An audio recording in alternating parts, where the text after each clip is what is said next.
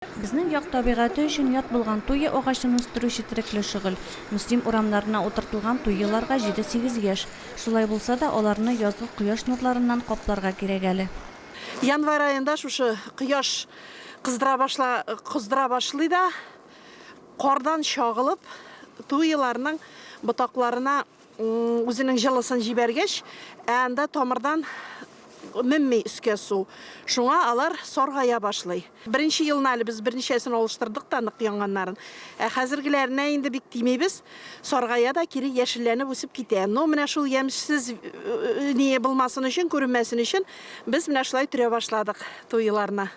Туе 250 ел яшәргә сәләтле агач. Муслимдә шуларның смарагд һәм брабанди сортлары үстерелә. Туйларны biz быел иртәрәк яптык, чөнки кояш нурлары иртә карый башладылар.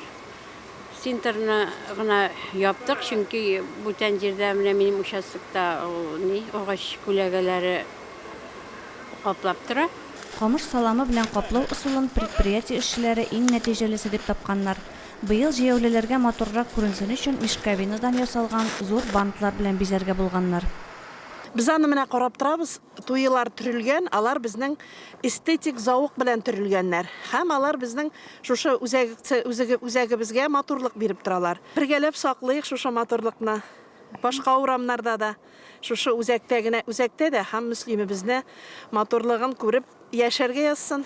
Искиткеч матур, декоратив һәм дәвалау үзәкләренә ия булган туелар әле бик күп еллар безне сокландырып үсәрләр, һавабызны сафландырырлар дигән өмет бар. Гөлназ Җәлилова, Динар Нортинов, Муслим телевидениесе.